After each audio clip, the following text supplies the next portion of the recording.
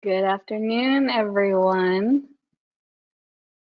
Hello, and thank you for joining us. I am Felicia Rettis with the Texas Natural Resources Information System, and I am here to present the first quarter community meeting to you yet again. Richard, our GIO for the state of Texas, is actually double booked today, so I get the pleasure of hanging out with you guys this afternoon. Thanks for taking time out in your day, and we are hoping that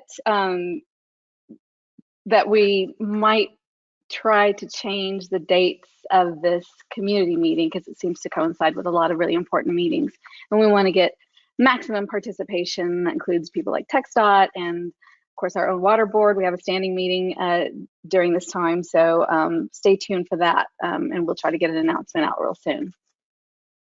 Joey, next slide. So this is going to be a hopefully not too short, but as short a meeting probably as last time. So even though we have a 2-hour time slot set up for today, we actually don't have a special presentation for you. And the reason was because we kind of thought about it, and we thought, no, we want to save everything for the forum because the forum is around the corner, and I'll talk a little bit more about that. But so today is your day. If you have any announcements that you want to present during the roll call, any upcoming events, if you're looking to hire anyone, it can be any topic you'd like, but I do encourage you to prepare something maybe and then speak out when we have roll call. And then of course we'll do our normal project updates and then any closing announcements. So, okay, Joey, next slide. Well, since we last met, we completed the second GIO report for the governor, the lieutenant governor, and the Speaker of the House as required in our statute. And it's about 30 pages maybe, and it's a pretty easy read. We talked mostly about what we've been up to and what we've been able to accomplish over the last 5 years, because the report is only due every 5 years.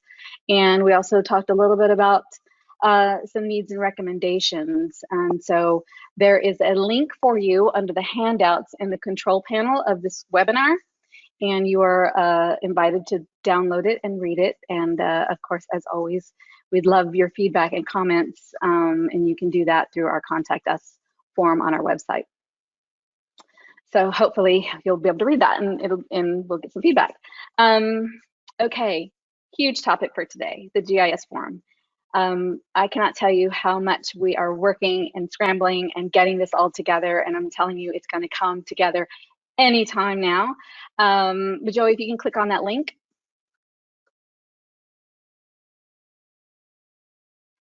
And hopefully we'll go to the page we need it to go to. Give me 1 second to switch screens for sharing. Okay. So essentially, registration just opened up. So if you are interested in attending, registration is now open. And that is a huge accomplishment. We were crazy scrambling and getting it done. Our webmaster is amazing, and she was only hired on December 1st. So you can understand why we're just scrambling to get all this information onto the website, but she's doing an amazing job. So sponsorship registration has been open for a couple of weeks now, and so we're getting some really good sponsors in there. So we really appreciate those companies that have already signed up. And then of course, attendee registration is now open. And so what you can do now is you can also sign up for the pre-conference workshops. Each pre-conference workshop is $150 this year, and we're only hosting workshops for 1 day. So you can scroll through the workshops here, and you can go ahead and sign up for those now. And I know a lot of you are going to ask where the agenda is, and the agenda is forming as we speak. We got over 28 submissions, actually no, over 33 submissions, paper submissions, and so we're really excited to get those speaker agreements in place. So if you submitted, it's very likely that your presentation was accepted, and we will be sending you a speaker agreement and a request to fill that out and sign it before we can actually release the agenda, because we don't want to promise you a presentation and then something happens or it's not etched in stone, I guess I should say. So hopefully you guys can attend. Yes, it is in person. No, we won't be offering a hybrid, unfortunately. It's too late and too really costly right now. So if anything happens and if it just gets to be bad again, or if we get a different surge with a more deadly strain of the virus, of course, we will make other arrangements. But I'm crossing my fingers that we'll all be able to get together again and hang out. It's unfortunate because we really were hoping that this meeting would be in person. ACC so generously was going to let us use one of their brand new auditoriums, but then January happened and the Omicron variant happened and we're in stage 5. So we're all working from home again. So also I should tell you, I should apologize in advance. If you hear my dogs barking, I apologize. Those are the hazards of working from home. So. Okay, Joey, next slide. So I just wanted to give a shout out. Our own Kathleen Mack is retiring. This is her last week. She has been our education coordinator for 17 years, and a lot of you have worked with her over the years and have taken classes. And if you've taken a class from any of the forum training, that she is responsible for that. And so she's winding down. She's going to be doing her nonprofit stuff, and we wish her the best of luck. She's been amazing, and so if you know Kathleen, please reach out to her and tell her congratulations. Next slide, Joey.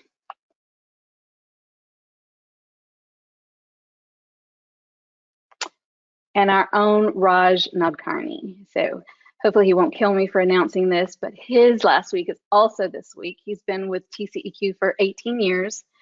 And has been an amazing participant in any of our groups or committees. We can always count on Raj to join a committee and also to ask the most amazing questions. This guy could think of anything on the fly, and you know, if it were my brain, I'd be thinking about it 5 days later and go, oh, I had a question about that. But he always asked the most amazing questions and really got a lot of us to think about what it is that we were doing. So Raj, we wish you all the best. And if you guys want to find Raj, he's probably going to be on a beach in Florida. So if you're getting close to your retirement years too, then maybe you can join him out there. So Raj, thanks for everything you did for this community.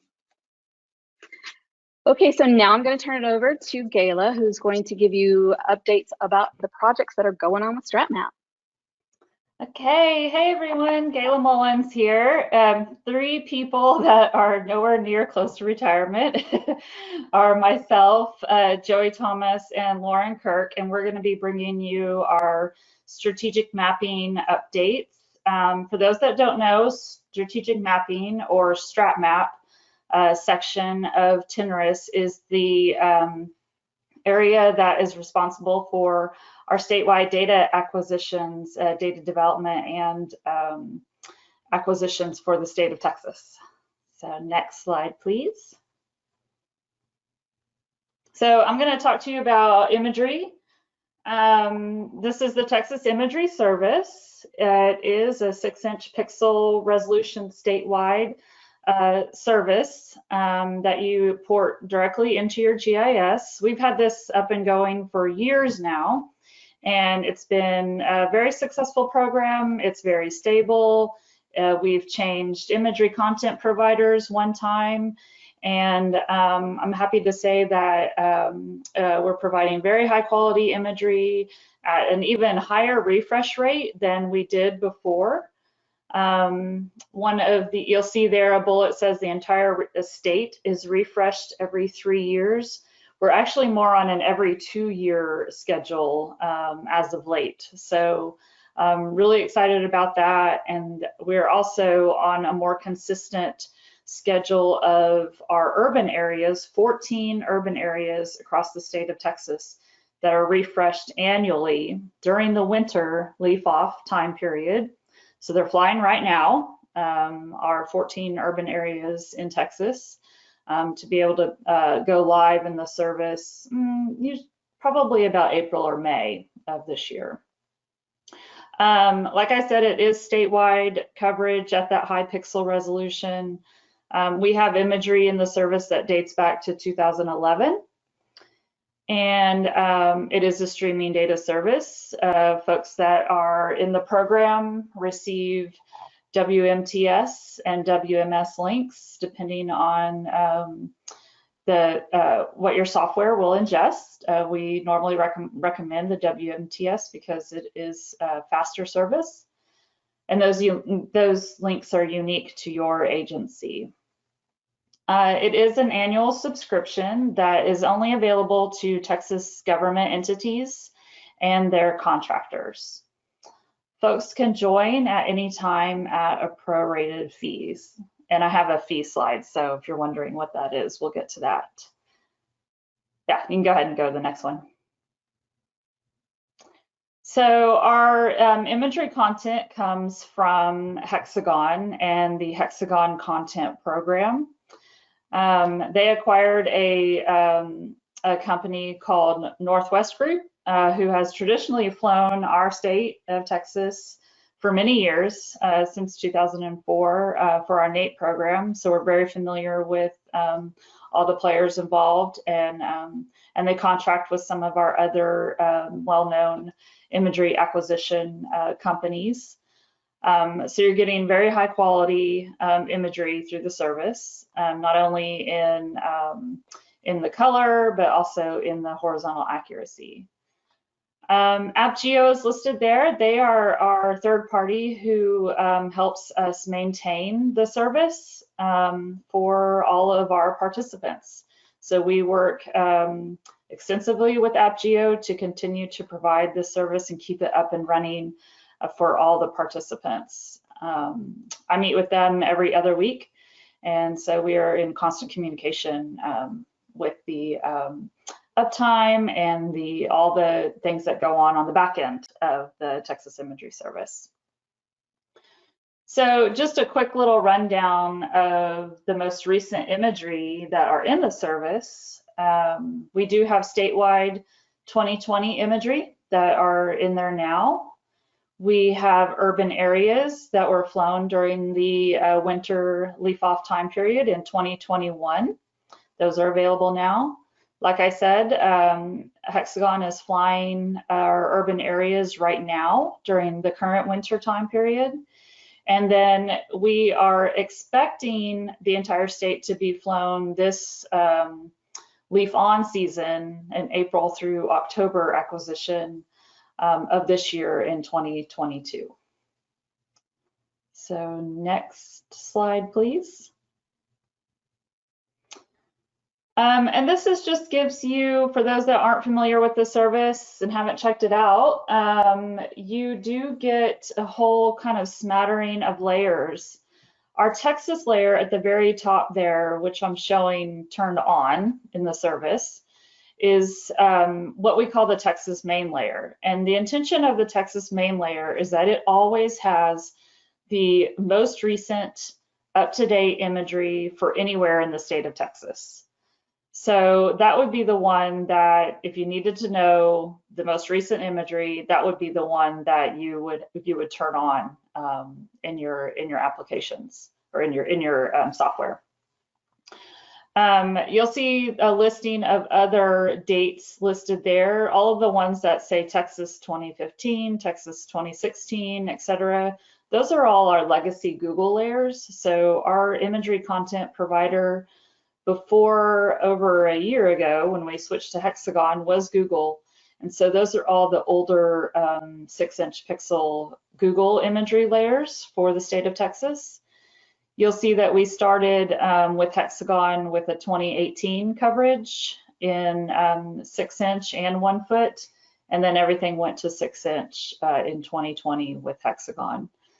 So just wanted to demonstrate that as a participant in the Texas Imagery Service, everyone gets access to all of the legacy or the historic imagery that is captured under the program at any time. And you'll see those photos over on the right-hand side showing some change through time in the San Antonio area. Next slide, please. This graphic is on our website, Chelsea Sundblad at Tenris updates this, and it is just showing the status of what we have available in the service. So you'll see the 2020 coverage is in blue. The 2021 urban areas are in outline in orange. And what we have flying right now in 2022 in this winter time frame are in gray. And then those will turn a different color. I think we've got purple reserved for when those come on and are available in the service. And once again, it is all high resolution 6-inch imagery across the state. Next slide, please.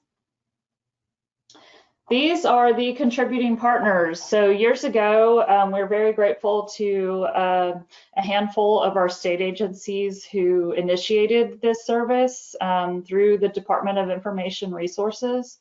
And those same agencies are still participating today. So they knew from day one that this was something that we could all go into a cost share on and be able to leverage our dollars in order to have this great 6-inch imagery available for the state.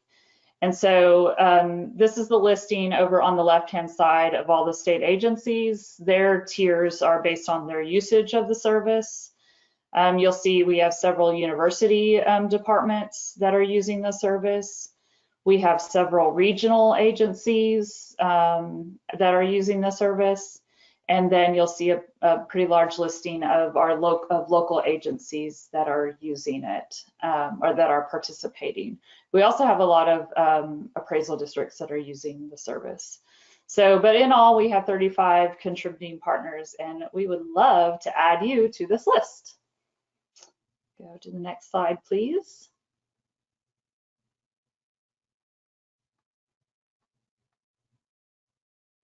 So in order to do that, you are welcome to request free trial links where you can check out the service in its entirety through our request a free trial link listed there. All of this information is on the tenris.org website too, under the Texas Imagery Service tab. But you'll see these are the pricing tiers for state agencies listed over there on the left. This information is on the website, so don't feel like you have to copy it down or anything. State university fees, regional agencies, and the local agencies. So when you look at that local agency fee of just $6,000 a year, that's significantly lower than going out on an imagery acquisition on your own. So I just wanted to point that out. The reason it's only available for government agencies is due to the licensing structure that the hexagon imagery is under. So knowing that, we will always continue to provide public imagery to our customers through Tenris. So know that we accomplish that through the public NAEP data, which are at a coarser or lesser resolution, pixel resolution available on the Tenris Data Hub. So please check it out. Get those free trial links. If 14 days isn't long enough for you to check out the service, we'll work with you and you can check it out a little bit longer and ask as many questions about it as you can. Test it out in your map applications or throughout your agencies. It is one link per agency, not per user. And another question we get a lot is, can I use it in my outward facing map applications? And the answer is yes.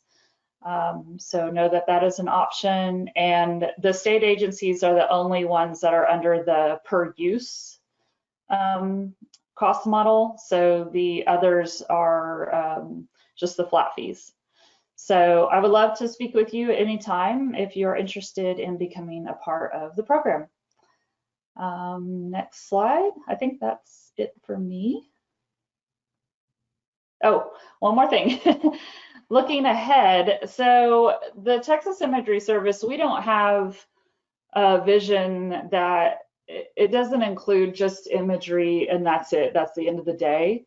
we would like to be able to build it out with more premium services, more premium data that are perhaps at a higher resolution, perhaps at a more frequent capture, or something just really special about these data that are not necessarily information that we have out in the public domain.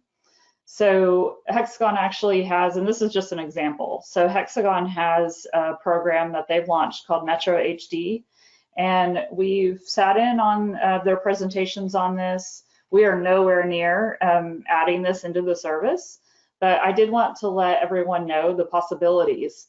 So all I would say is that if you're considering becoming a participant in the Texas Imagery Service, know that our intention is to add more data sets to it in the future, so that you, for your cost, you will get more than just imagery. So please stay tuned with that, and we are excited to be able to continue to build out the service. And I think that's it for me. All right, I'll hand it to Joey. Thank you. I hope to see everyone at the forum in March. I can't wait. Thank you, Gayla. Hey, I'm Joey Thomas. I'm the project manager for the StratMap program, and I manage primarily the Lidar and other elevation-based data sets. And so right now, I'm just going to give you an update on what's going on around the state with our Lidar acquisitions. So currently, right now, we are in the process of going through the final data sets for the Travis and Bear collections that were collected last leaf-off season. And we're anticipating that we should be able to have those out to the public in spring 2022. So here in the coming months, you should see those hitting the tenor.data.org. And the other acquisition we're doing is currently underway right now, and that's the Ellis, Hill, Johnson, and Navarro County Lidar acquisition, which is that northern area there in the map. Let's see if I can, yeah, so it's this area in here. And that also includes a topobathy collection for the South Llano River, which is going to be a great pilot data set for us moving forward. For other data sets or other LiDAR initiatives, we're currently in the process of adding classifications to existing USGS LiDAR data, which includes adding the high, medium, and low vegetation classifications, in addition to the building and culvert classifications to these data sets. So just to give you an idea, currently all those green areas are the areas that have our StratMap full classification, and all the beige tan areas are the areas that are USGS base classification. And so we're getting very close to releasing the new classification for those USGS data sets. We just got the final data set in the other day for the final project, and we're working through getting those data sets online. And so now what that coverage looks like is this. So all of these new green areas will be areas that have building, culvert, and vegetation classifications. And we would like to continue this effort across the state. However, funding is limited, and so we are going to have to pick and choose some of these areas. So definitely, if you can contribute to this process, we greatly appreciate it, and it would help us, ensure that the areas that need this type of classification are getting it. So, feel free to reach out to me regarding that, and even if you don't have funding, if we know that you need this data, it really helps us, prioritize it above other areas.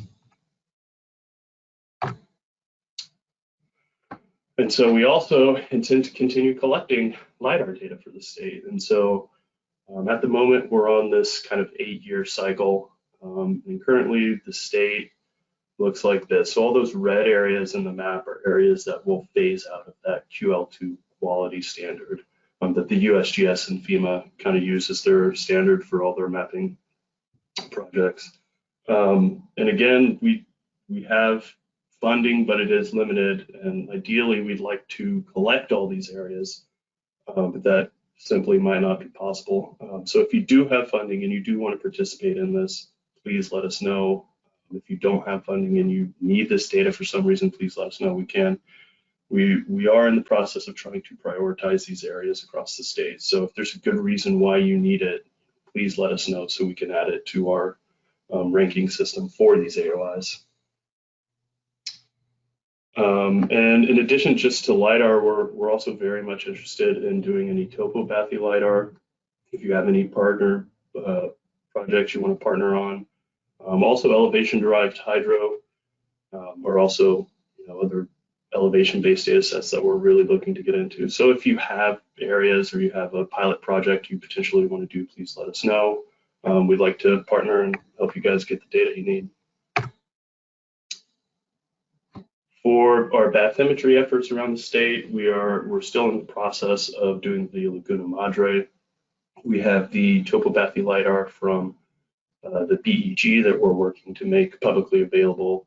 And then we're also in the process of doing acoustic and an additional topobathy LiDAR acquisition with newer technologies and sensors over the area to really evaluate what's going to work for the state moving forward between these two technologies. Are they things that, we do both of them, or is one of them work better than the other? So these are the things that we're really looking to achieve with this project. And those results should be coming out in the spring. We're also hopefully looking to present on this at the GIS Forum in the coming months. So this will be something to keep an eye out for. We are actively looking for additional coastal bathymetry projects. If you have an area and you have funding that you would like to contribute to a coastal bathymetry project, please let us know. We are in the process of, finding and locating AOIs around the state that'll, meet our needs and meet the needs of our other agency partners. I think that's it for me. Pass it over to Lauren to talk about address and parcels. Cool. Thank you, Joey. Hello, everyone. My name is Lauren Kirk. I am the Geographic Data Coordinator at TNRIS. I work with the land parcel and address points projects. Joey, can you go to the next slide, please?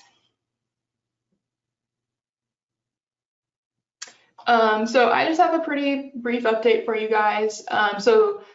Solicitation acquisition season for land parcels and address points has just started. That's why my presentation is pretty brief. Don't have a lot of the data just yet, but it is underway, and we are currently getting data delivered to us, and that will keep happening for about another month and a half, maybe 2 months or so. Once the data is in, it's going to be processed, standardized, and published to our data hub, and we expect that to be publicly available early summer 2022, hopefully in the June, July at the latest timeframe. And then also in what's different this year from past acquisitions is we are asking the county appraisal districts and 911 entities to provide any other kind of base map data sets that they have just for exploratory purposes in some possible future TNRIS projects.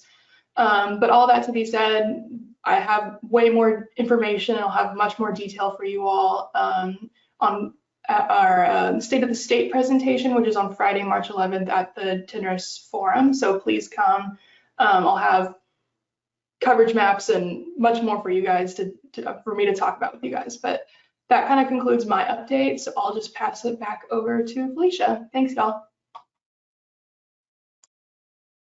Thank you, Lauren. Yeah, Lauren works very hard on getting all of that together, so appreciate it. And as she says, we are going to host a State of the State on the Friday that week of the forum. That State of the State is actually open to everyone. So if you are interested in coming, please come. You don't have to register for the forum to attend that. And we really encourage participation. It's really the only way that we can know whether or not we're on the right track. It's the only way that the land parcels and address points even came to fruition, because we had this many years ago of State of the State where people were asking for that. So we really do count on that for direction. So come if you can. So now I'm going to open it up to roll call, and I think the way to do this best is if you could raise your hand in the control panel, and then we will go down in alphabetical order according to your first name, and then we can unmute you and have you talk about what you're doing in your office. Any volunteers? I won't call on you. Looks like Tim Bryant Great. has his hand raised. From, I'm not sure where he's from at all. All right. All right, Tim, you're self-muted still, so you'll need to unmute yourself now if you want to speak.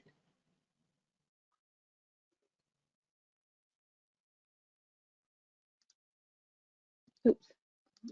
Said unmute. Okay.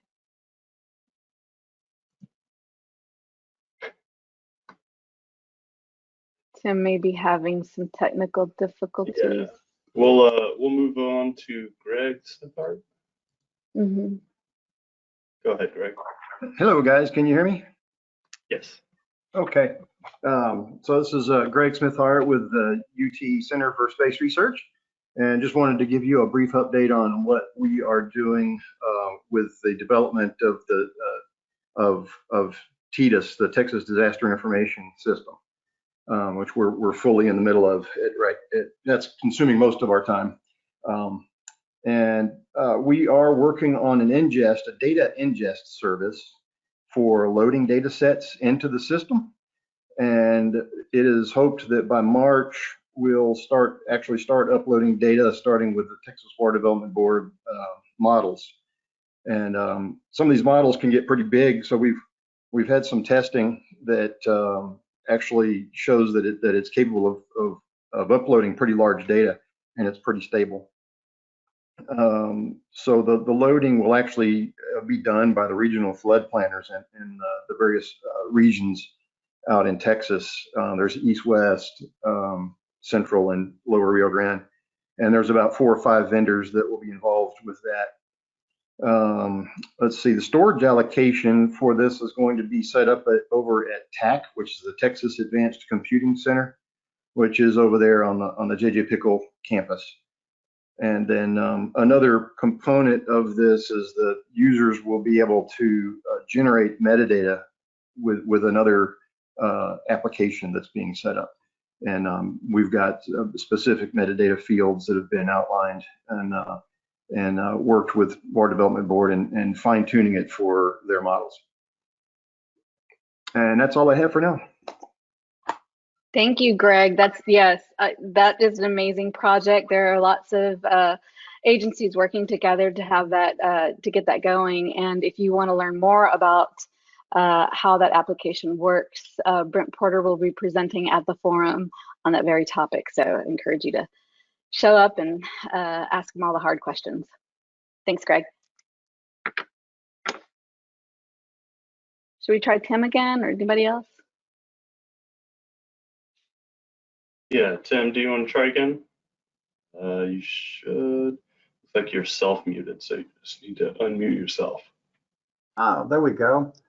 This is Tim Bryan in North Texas, rural North Texas. Hi, Felicia. How are you doing? We've been in I'm good, Tim. we're in the middle of a growth spurt in rural North Texas. We're seeing double-digit growth in address requests from one year to the next. So there's a lot of movement towards the river on the north part of our state. A year and a half ago, we migrated to the statewide EZNet, so we're almost a fully NG 911 entity now.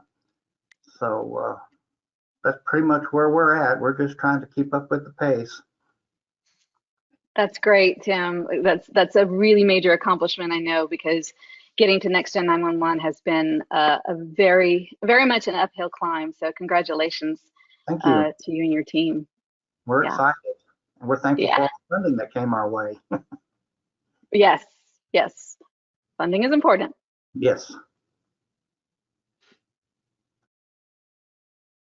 Anybody have any questions or anything? You're welcome to use the questions box in the control panel to ask any questions, and we'll get to those. We'll either answer them directly, or we'll answer them just by talking to you. So, okay, Joey, who's next? Jeffrey Lopez. Hi, can you hear me? Yes. Great. Hello, everyone. This is Jeff Lopez, Contra Valley Council of Governments in San Angelo, Texas. A couple of updates that we have. We also have converted to the EZNet like Tim has. That was quite a task, as we've talked about.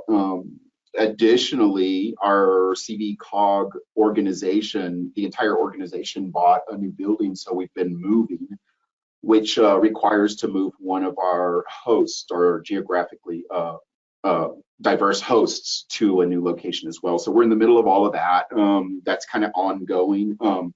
But one of the cool things that we've been really excited about and we've been working on for some time is a project with CSEC, where we are doing a school safety indoor mapping proof of concept, where we are trying to improve accuracy for wireless indoor calls, especially in the rural areas where you do not have a lot of towers and infrastructure to locate people accurately from wireless calls made indoors. And we're focusing on schools where we are mapping the indoor spaces of a particular school, and basically gathering data to try to make determinations as to how we can improve the indoor accuracy. One of the unique aspects of our project is that we're using crowdsourcing, which means we're asking the local school officials and even students. We're introducing GIS to students and asking them to crowdsource some of the information using indoor web apps and things of that nature. So it's a pretty cool project. We're wrapping it up. We've got a completion date of May 2022. We've done a lot of testing on the ground in our particular test area site, and just a really cool project that we've been working on, and really excited to put that out there to some of the people who are on this call. That's amazing, Jeff. I remember hearing about this project a couple of years ago from Sue Seat, who went off and retired on us too. But yes, that's really amazing. And I would love it if at some point when Concho Valley's ready, that you guys might want to give a presentation on that, because I bet there was some really amazing work that went on with that project. So thank you for that. Absolutely. We look forward to talking about this project with y'all and sharing what we've done and what we've finally made it, been able to determine. So thank y'all. Looking forward to that. Great. Thanks, Jeff. Okay, who's next? All right, Catherine. Hi, can y'all hear me? Yes. Okay, sorry, I haven't used this format so much for meetings. So I'm from TCEQ. I'm Catherine Hottie-Pierce. Y'all might be aware, but Jennifer Kirby recently left. So, now we have Raj gone and Jennifer gone. So we're just pulling new people to talk. I don't have as much as all the other agencies, just kind of wanted to share that we are working on implementing ArcGIS portal agency-wide. We have it installed and we're just kind of working on next steps and getting everyone plugged in and working on user roles. We're also working on some security updates for the backend stuff in Java, as well as our databases. And something that we're pretty excited about for the next year as well is working on standards for like field data collection using Survey 123. Our emergency response team is going to start using that more. So thanks. That's great. Thank you so much for speaking up. And yes, so Jennifer Kirby has gone on to work for HDR, and many of you may know the former Tenors employee Thomas Brown, so she'll be working with him over at HDR. So thank you for that. And TCEQ has, I'm sure Jennifer and Raj are leaving a great succession plan. So you guys are always on the cutting edge of things. So we appreciate that. And we'd also like to hear how that portal goes as well. Okay. It looks like all the hands. All the hands. Anybody else want to jump in there real fast? Brag about what you're doing. Courtney. Yep.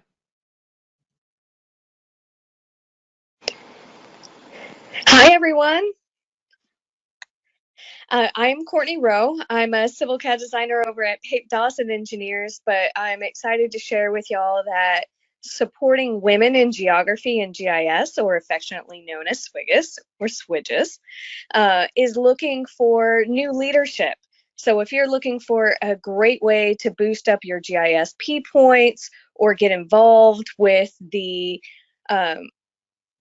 supporting women in geography and GIS, or just really trying to get involved in the GIS community, I encourage you to reach out to SWGIS, that's SWIGGIS.Austin@gmail.com.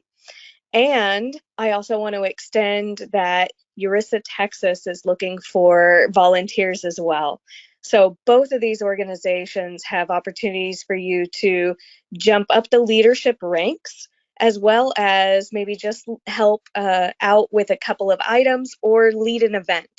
So definitely get involved, and we look forward to hearing from y'all. That's great. Thank you, Courtney. Yes, SWIGIS has been a very good program, and I have used it and used it to network. You meet a lot of really good people there, especially when they have things like resume workshops, or they even have had GISP study groups. So I highly encourage you guys to check that out. And of course, it's open to everyone. So, and then the URISA as well. So the URISA Texas is also a really great group and a good opportunity for you to reach out and get into contact with even more professionals. So beef up that resume and your network by joining some of those groups. So thank you, Courtney. Anybody else? It looked like there might have been a question for Courtney. Aubrey Banda asked, does it have a LinkedIn page?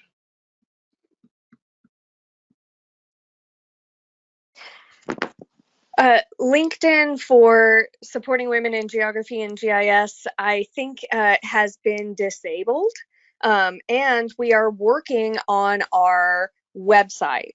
But for now, you can find us at our meetup group, and we'll be posting all of our events there until our website is more up and running. So I will be at the forum and look forward to meeting you, Aubrey. Please feel free to also reach out to swigis.austin@gmail.com, and we'll get you more direct information. Hey, Courtney, in the chat window in the control panel, if you see that, you can actually plug in those, the website and the email address into that, and so it'll send to the entire audience. That might be helpful too. I'm actually going to put the forum link in there as well. I'll send that out. And if anybody else wants to throw anything in there to give us more information about what it is you're working on, please do so. Any more hands raised? Not see. Okay. Do we have another question? Aubrey. Okay, thank you. Okay, so next slide, please.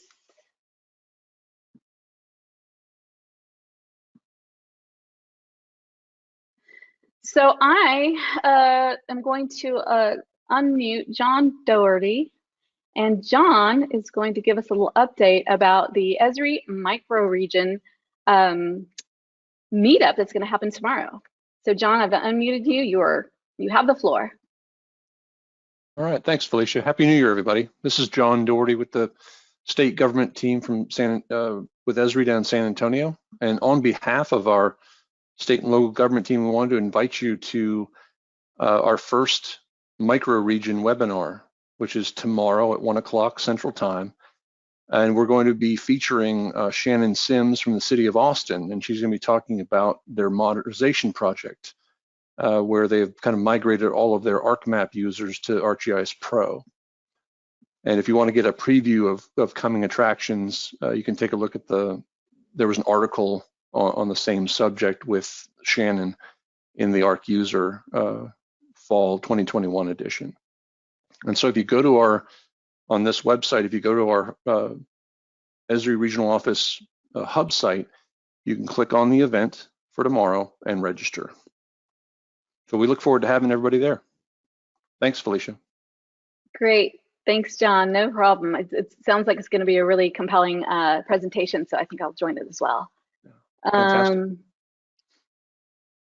Okay. Next slide, Joey. That's it. That's the content for today's meeting. Again, I'm so super excited to announce that the registration page is finally open for the forum. And I do hope that as many people as possible will be there, but I do understand that there might be concerns due to the virus. But we're super excited. I don't think I mentioned it, but it is back at the UT Commons Center, affectionately known as the Pickle Center. We couldn't make the other location work, but that's okay.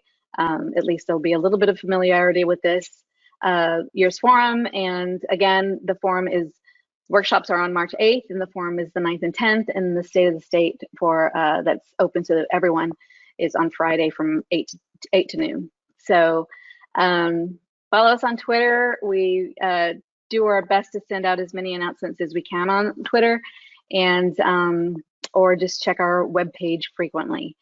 So if there's no more questions, or if everyone's all good. There was one more question. John, would you mind putting the, oh, no, never mind. There's the link. Okay. John answered it in the chat, so thank you, John. Okay, good. Good. Okay, so the link to the registration page for the Esri microregion presentation is now in the questions area. Is that right? And yes. Can everybody see that? Okay, everybody has access to that. Okay, good. And then also, Courtney put that in the Swidge's email address in there. Okay. Okay. All right, everyone. Thanks for joining us today, and we will see you at the forum. Bye-bye.